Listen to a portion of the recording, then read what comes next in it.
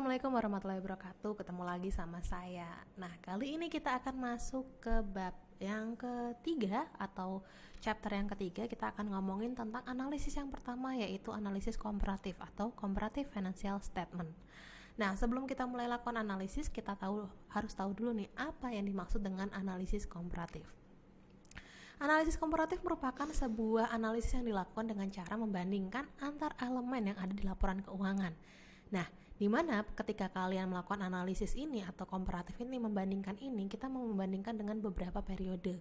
Biasanya periode sebelumnya, misalnya kita melihat 2023, berarti kita bandingkan dengan 2022.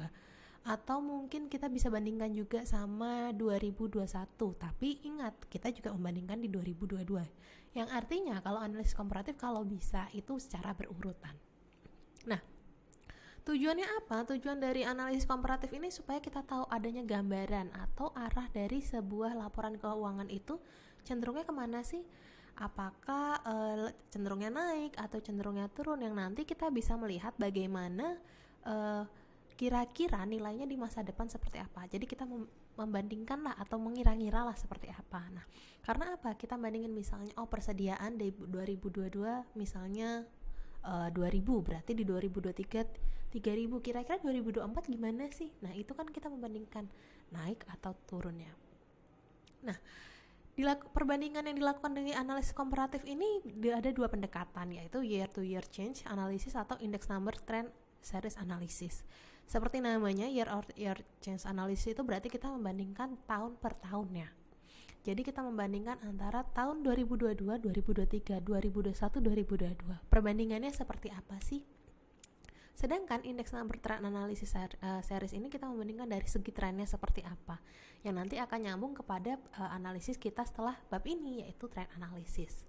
Nah, dari laporan keuangan ini kita akan menganalisis terus membedah satu-satu. Ketika ngomongin analisis komparatif, ada 5 hal yang harus kalian pahami dulu, yaitu ada yang namanya nama data absolut dalam rupiah, yaitu bisa dikatakan sebagai data atau angka yang tertera dalam laporan keuangan itu seperti apa.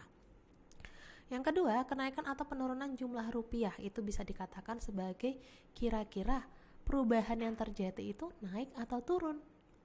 Yang ketiga, ada perubahan atau kenaikan atau penurunan dalam bentuk persentase. Yang keempat, ada perbandingan dengan rasio. Dan yang ketiga, persentase dari total. Nah, untuk lebih jelasnya dari kategori atau item-item ini kita bisa lihat di sini. Di sini saya ada ambil contoh sebuah aktiva lancar dari sebuah laporan keuangan. Kita ambil aktiva lancarnya aja biar lebih gampang nih. Di sini ada kas, piutang dagang, sama persediaan. Ingat, aktiva lancar adalah semua aktiva yang dapat dengan mudah dijadikan dalam bentuk uang kas atau uang yang bisa kita pegang selanjutnya. Nah, di sini ada tahun 2023, ada tahun 2022. Yang dinamakan dengan nilai absolut adalah nilainya di sini karena ini dalam bentuk rupiah.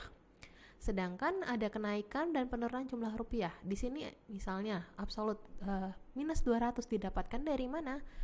Kas di tahun 2022 dikurangi tahun 2024 atau sebaliknya 2023,